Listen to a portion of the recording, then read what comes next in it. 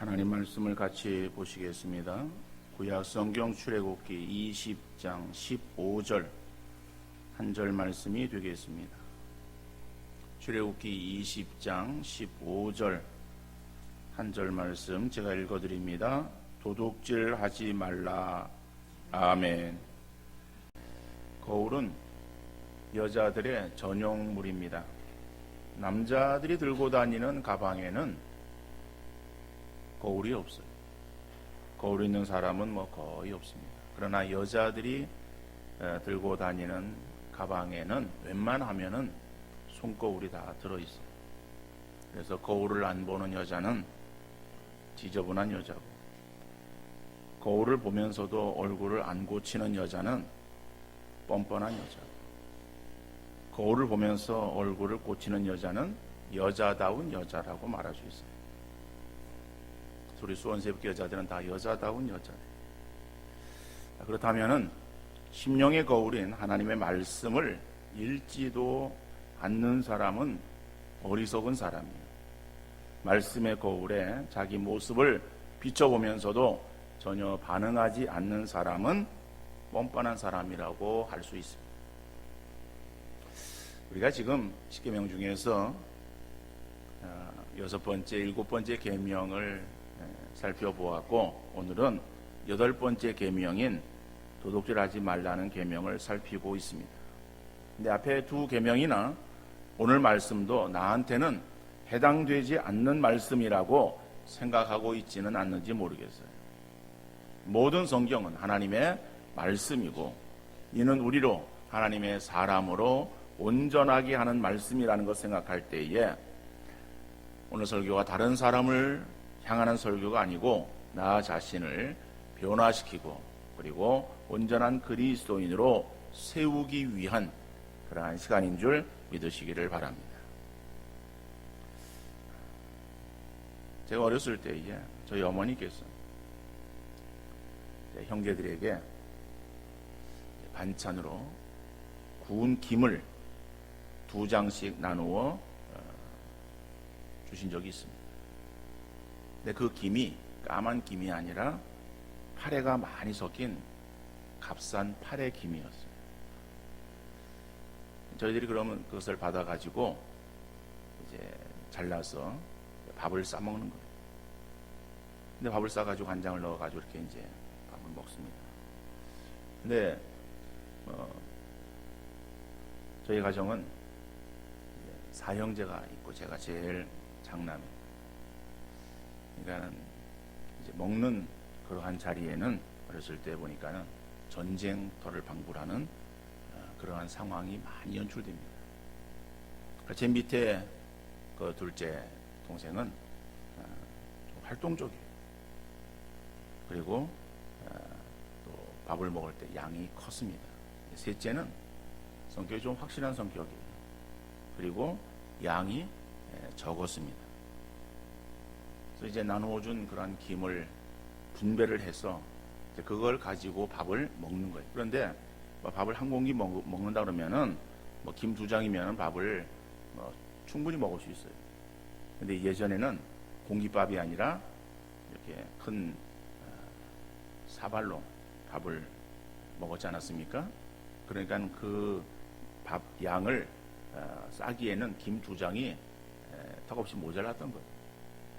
그러니까 이 둘째는 김을 이제 이렇게 크게 딱 썰어가지고 밥을 많이 넣고 간장을 탁 넣고 그리고 이제 그거를 먹고, 셋째는 이제 그 김을 좀 작게 썰어요. 잘게 썰어가지고 그래서 거기다 밥을 이렇게 적당히 넣어가지고 그래서 이제 간장을 딱 넣고 이렇게 이제 먹는 거예요. 먹는 스타일이 다르죠. 둘째가 이게 밥을 이렇게 어떠등간에 아주 이렇게 빨리 먹어요. 그런데 2장 가지고 그 밥 한 그릇을 다 먹을 수가 없어요. 그러다 보니까는 밥은 남았고 김은 다 떨어졌고, 옆에 보니까는 이 동생 김은 아직 남아있고, 그러니까는 자기 걸 다 먹었으면 되는데 그 남아있는 동생 김에 눈독을 들이는 거예요. 눈독을 들여가지고 눈독만 들이고 끝났으면 좋은데 눈독을 들이니까는 가만히 있어요? 약탈을 해간 거예요. 그러니까는 또 셋째는 그걸 빼앗겼는데, 빼앗긴더라도 보면 오는가.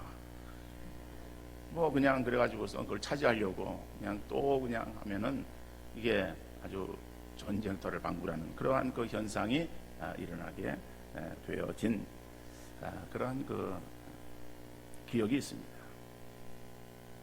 자, 이것을 다 먹었으면은 만족해야 되는데 다른 사람이 가지고 있는 것을 보고 탐을 내며 그것을 자기 것으로 삼으려고 하는 것은 어린 아이들의 모습만이 아니라 어른들이나 국가 간에도 나타나고 있는 모습이에요.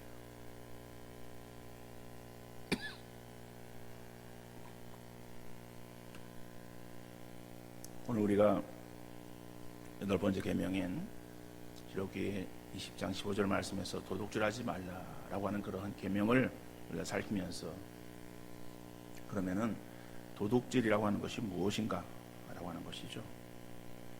물론 도둑질의 사전적인 의미는 남의 물건을 훔치거나 빼앗는 짓, 다시 말하면 그와 같은 행위를 도둑질로 규정하고 있어요. 남의 물건을 훔치는 행위, 또 빼앗는 행위, 이런 것을 행했을 때에 도둑질을 한 것이다. 자, 그런데 일반 사회 법에서 그리고 사회에서 말하고 있는 그러한 어떤 사전적인 정의를 보면은 6계명에서부터 7계명 우리가 살펴보았습니다마는 살인이라고 하는 것이나 간음이라고 하는 것도 오늘 도둑질과 마찬가지로 어떠한 행했느냐라고 하는 행위를 가지고 죄를 지었는가 안 지었는가라고 하는 것을 판단하는 거예요. 그렇기 때문에 이 도둑질도 우리가 그와 같은 행위를 행하지를 않아요. 그래서 나는 남의 물건을 훔친 적도 없고 또 훔칠 마음도 없고 또 훔치고 있지 않기 때문에 그래서 나는 도둑질의 죄는 나와는 전혀 관계가 없는 그러한 죄다라고 그렇게 생각을 할지 모르겠어요. 근데 여러분, 앞에서도 말씀을 드렸습니다만 우리는 그리스도인입니다. 구원받은 하나님의 백성이에요. 하나님 백성은 사회법으로 나타나고 있는 그러한 상황을 통해서 나 자신을 바라보는 것이 아니라 성경을 통해서 우리 자신들을 바라보아야 될 것입니다. 그럼 성경에서는 이 도둑질이라고 하는 것을 어떻게 말씀하고 있는가?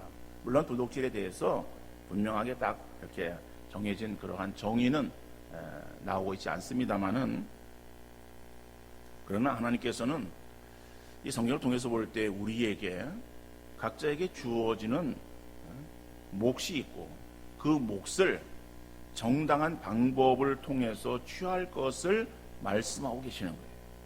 그러므로 정당한 방법을 사용하지 않고 또한 자기에게 주어지는 할당된 목 이상의 것에 대한 욕심을 갖고 그것을 취하려고 하는 것, 취하는 것, 이것에 대해서 부당하다, 그것이 죄다라고 그렇게 말씀하고 있는 거예요. 신약에 보면은 여리고에 세리장이었던 사케오가 있습니다. 예수님께서 여리고 지방을 지나가시게 되었어요. 사람들이 여리고 지방에 예수님께서 오신다라고 하는 소문이 들리고 그 소문으로 인해서 사케오도 예수님을 보기를 원했어요. 그 예수님께서 가실 때는 항상 그 옆에 사람들로 인산인해를 이루었습니다.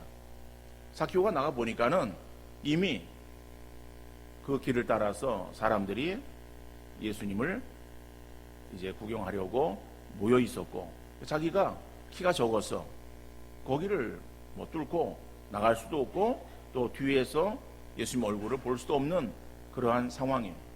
그래서 이 사케오는 예수님 얼굴을 보기 위해서 옆에 돌감람나무 그 위로 올라갑니다. 자, 그 나무에서 그래서 예수님을 보는 거예요. 그런데 보는데 예수님께서 길을 따라서 가시다가 그 삭개오가 있는 그 나무 밑에 오셔서 삭개오를 부르시는 거예요. 삭개오야, 내려오너라. 내가 오늘 네 집에 유하여야 되겠다 라고 이렇게 말씀하시는 거예요. 그러니까는 이 삭개오가 얼마나 아주 놀랐는지 몰라요. 어떻게 내 이름도 알고 그리고 우리 집에 들어오시겠다라고 하니까는 야, 이게 어떻게 된 일인가. 그리고 이제 그 예수님 모시고 자기 집에 안내를 하는 거예요. 자, 그러면은 예수님께서 삭개오와 함께 삭개오의 집에 들어가시는 그 모습을 바라보는 그 주민들이, 동네 사람들이 뭐라고 말했겠는가? 박수를 치며 환호했겠는가? 사람들은 그 예수님을 향해서 저 예수가 죄인의 집에 들어간다 라고 비난을 했을 거예요. 왜 사람들은 삭개오에 대해서 죄인이라고 말했을까? 삭개오는 세리장이었습니다. 성경에는 그러한 일들이 자세하게 기록되어 있지 않습니다만은 당시 역사를 통해서 보면은 로마가 이스라엘을 지배하고 있었고, 지배하고 있었던 그러한 나라에 세금을 거두어 들였어요.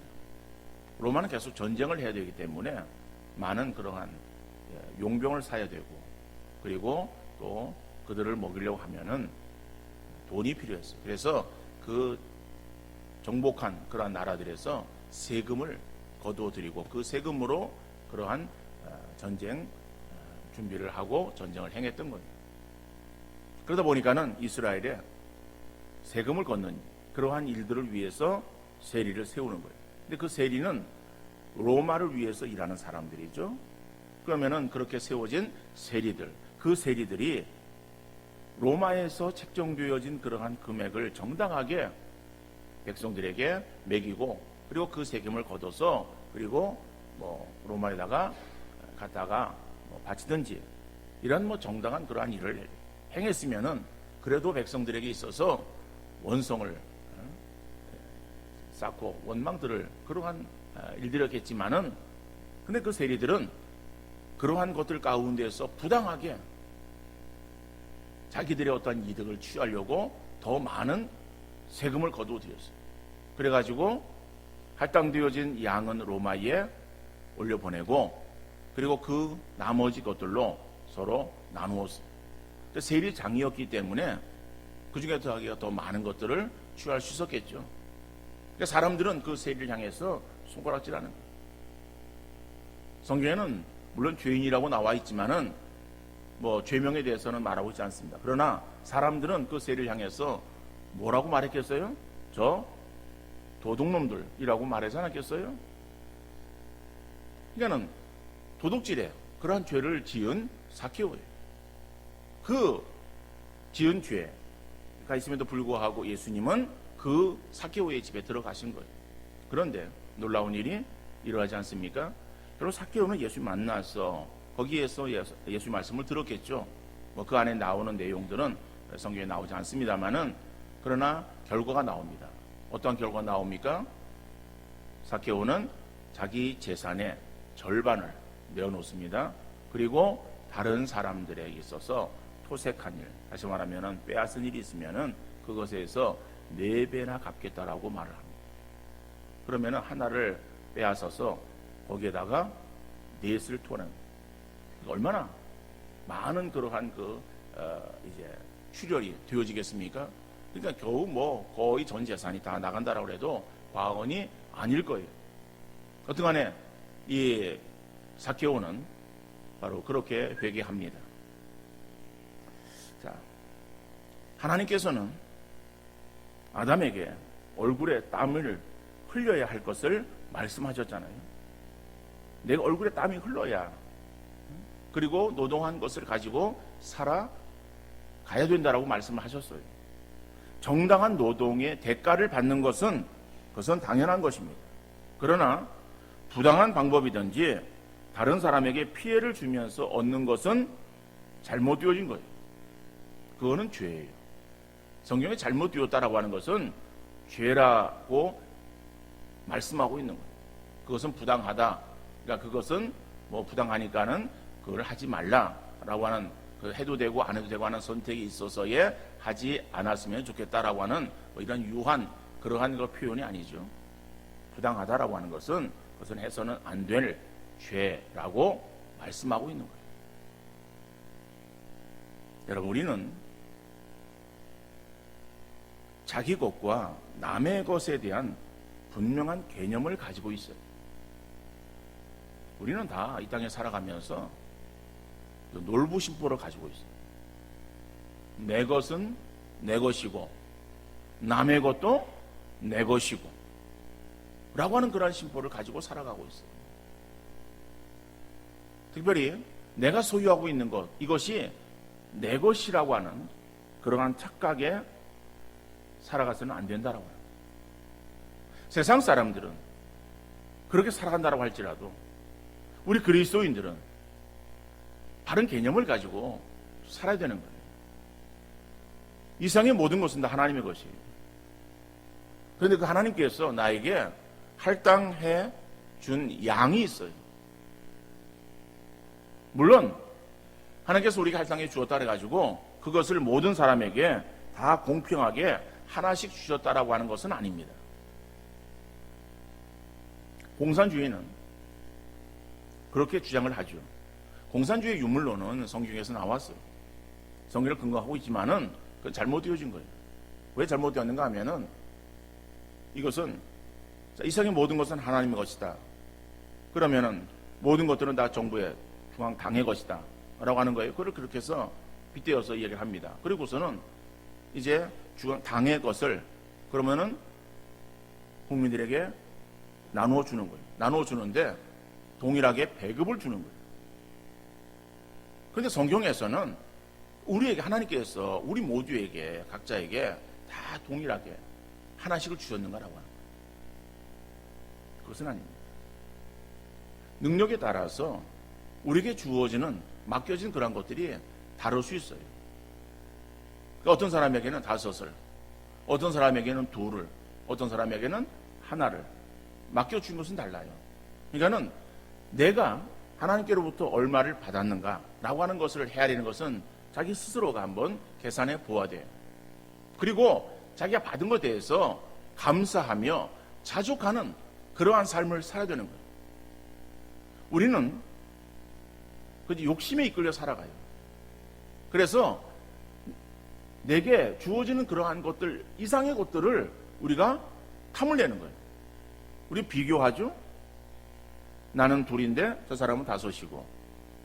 그러니까는 내가 적다라고 생각을 하는 거예요. 그래서 5을 저 사람 가지고 있기 때문에 나도 5을 가져야 된다고 생각을 해요. 아니요, 저 사람이 5이면 나는 6을 가져야 된다고 생각을 하고 더 욕심을 부리는 거예요. 욕심을 부리는데 정당한 그러한 방법으로 되어지질 않아요. 그러면은 부당한 방법을 써서라도 그것을 채우려고 애를 쓰는 것이 우리의 모습 아닙니까? 자, 여러분, 하나님께서 우리에게 주신 것, 그죠? 그것을 우리가 누리며 살아가야 되는 거예요. 그리고 우리에게 주신 그러한 그 몫을 그냥 가만히 있어 주시는 것이 아니라 그것을 우리가 땀을 흘려서 얻는 거예요. 그러니까는 이상의 모든 것은 다 하나님의 것이고 그 하나님께서 내게 주신 것이다. 그러니까 주신 것의 궁극적인 주인은 하나님이시다라고 하는 것을 우리가 잊어서는 안 된다라고 하는 거예요. 그러니까 여러분, 우리 그리스도인들은 우리가 가지고 있는 소유가 내 것이라고 하는 어떠한 그 자기 집착에 치우쳐서는 안 되는 것이고 하나님께서 나에게 맡겨주신 것으로 여길 줄 알아야 되는 거예요. 하나님께 내게 맡겨주셨어요. 얼마나 맡겨주셨는가라고 하는 것은 그것은 다를 수 있어요. 저 사람은 5을, 나는 2를, 저 사람은 하나를. 그렇죠? 다를 수는 있어요. 그렇지만은 내게 주어지는 그러한 것들이 하나님께서 우리에게 주신 것이다. 그런데 하나님께서 우리에게 요구하시는 것은 하나님이 주신 것을 가지고 평가하기를 원하시는 것이 아니라 하나님께서 우리에게 맡겨주신 것을 우리가 활용해야 되는 거. 그죠? 이것은 우리가 해야 될 일이에요. 다시 말하면은 수입은 하나님께서 주관하시는 거예요. 지출은 우리에게 맡겨주신 거예요. 근데 우리는 하나님의 권한에 속해 있는 수입에 대해서 우리는 많은 기도를 합니다. 우리는 많은 물질을 달라고 기도를 하는 거예요. 그러면서 정작 우리가 행해야 될 지출 부분에 대해서는 우리는 전혀 기도하지 않습니다. 그리고 내 마음대로 쓰는 거예요. 그러다 보니까 그 물질이 잘못 사용되어지는 거예요. 잘못 사용되어진다는 것이 무엇인가 하면은 독식하는 거예요.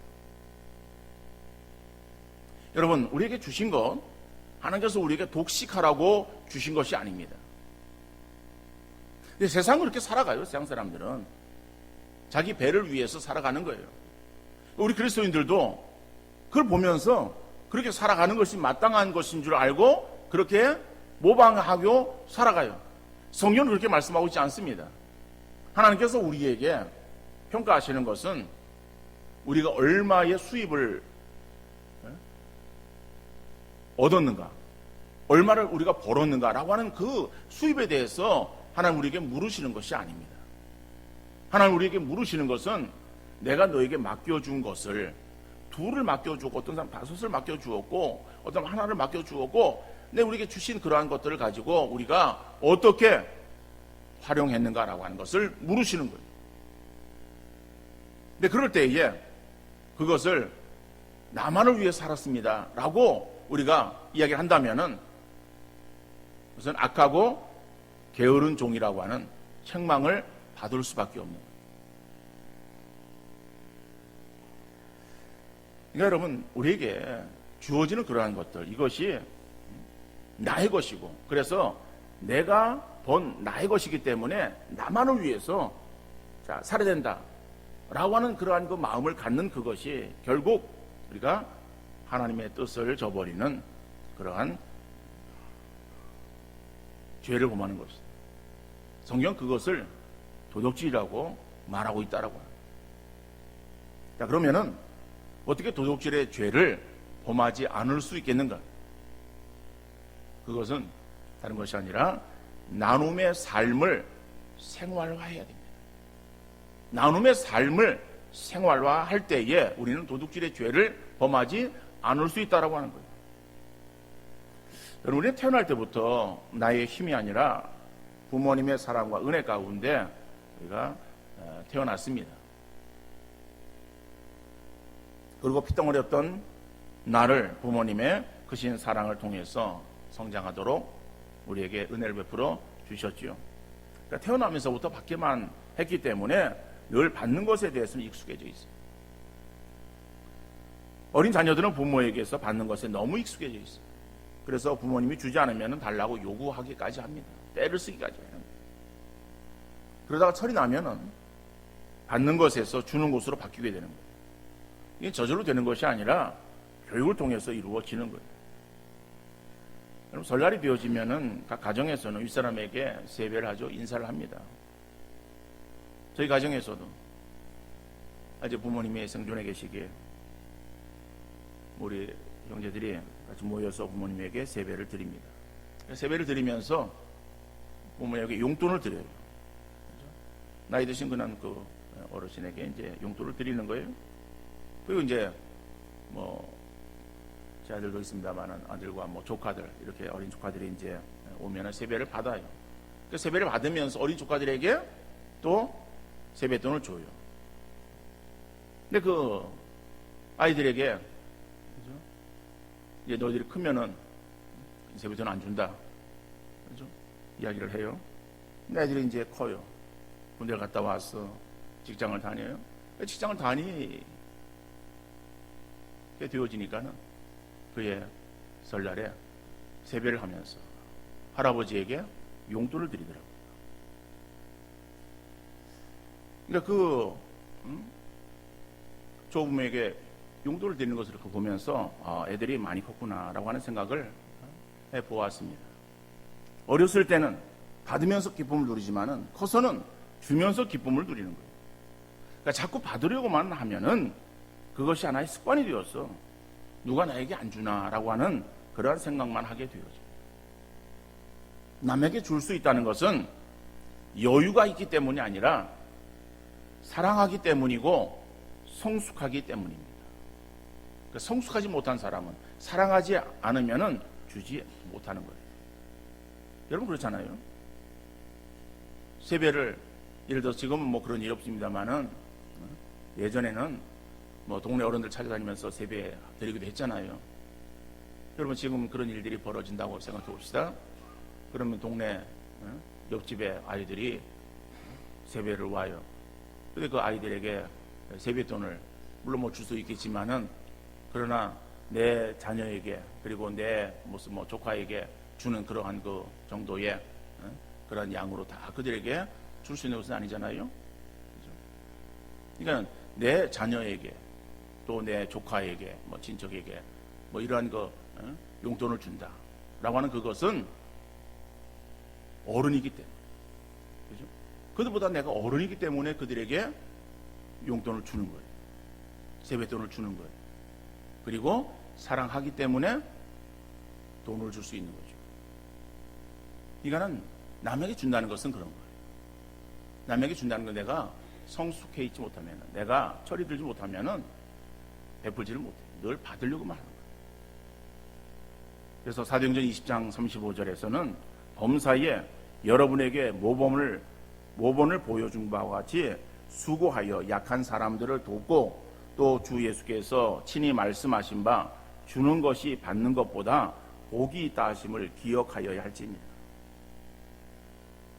우리가 육신적인 어떠한 출생에 있어서 부모의 은혜와 사랑 가운데서만 우리가 출생되어졌고 부모의 사랑만 받으면서 자란 것이 아니라 영적인 부분도 마찬가지예요. 우리가 영적으로 구원함을 얻었다라고 하는 것은 영적인 출생이 이루어진 것이 아닙니까?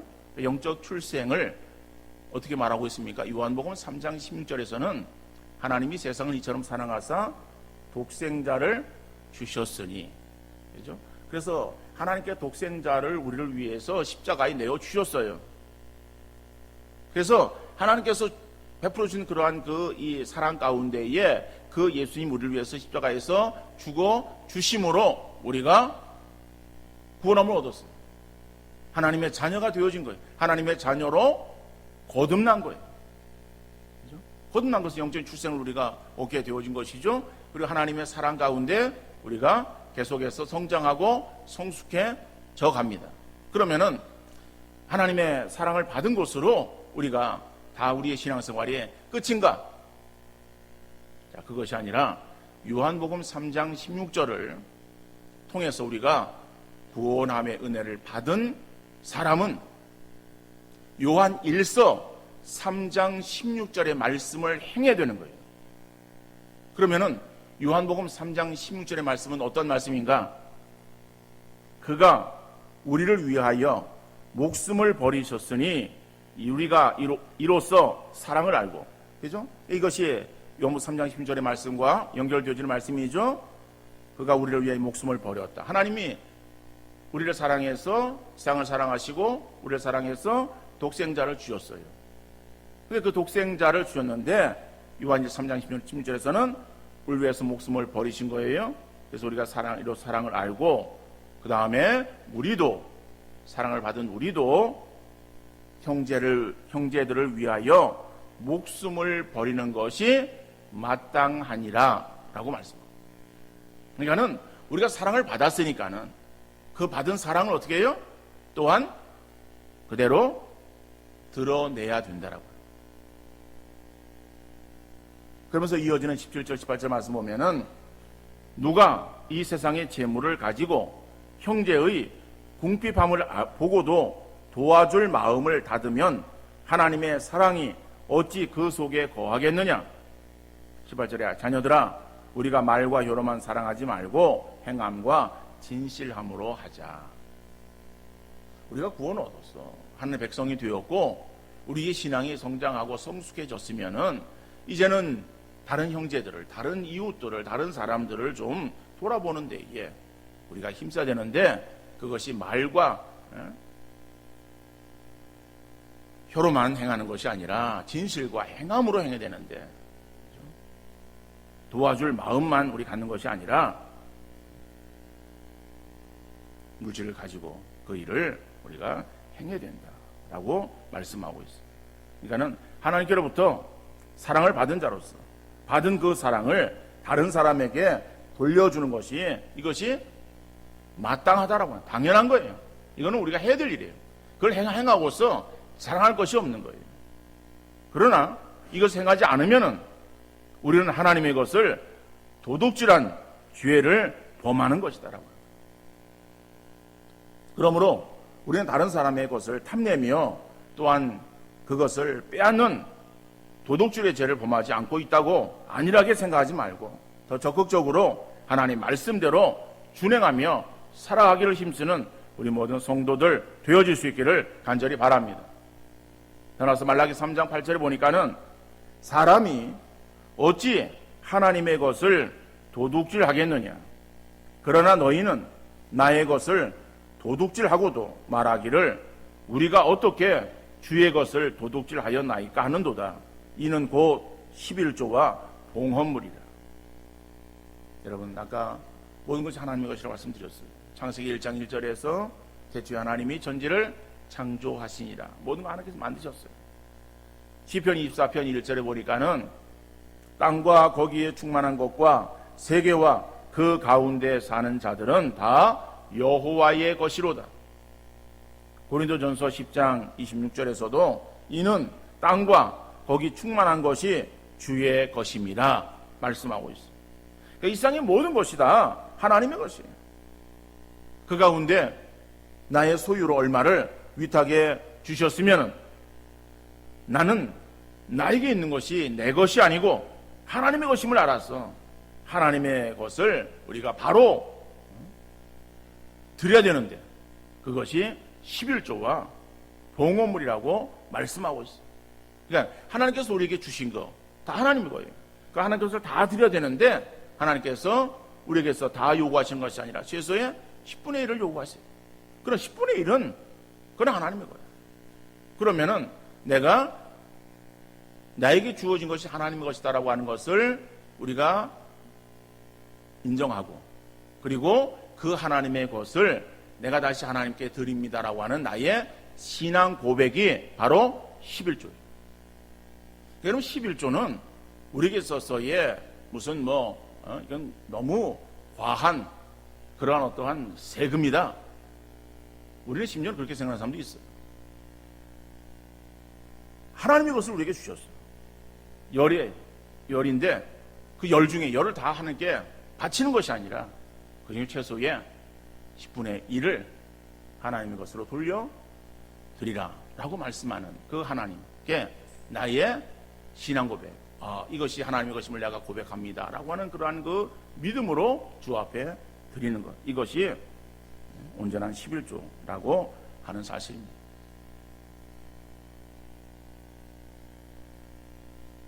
그러니까는 이러한 말씀들을 우리가 기억하면서 우리가 정말 정직하게 우리가 우리의 신앙의 삶을, 우리의 물질의 삶을 살아가고 있는가를 한번 돌이키는 우리 모든 성도님들 되어질 수 있기를 간절히 바랍니다.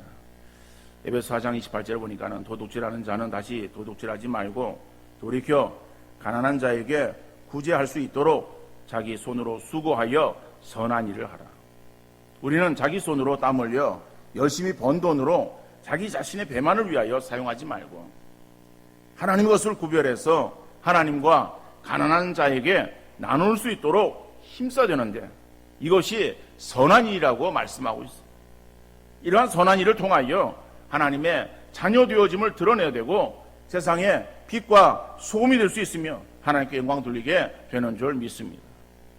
이 세상은 이구동성으로 자기 배만을 위한 욕심으로 가득 차 있지만 그 가운데 부름받은 우리 성도들은 어둠 가운데서도 빛으로서의 삶의 모습이 어떤 것인가를 잘 드러낼 수 있기를 바랍니다.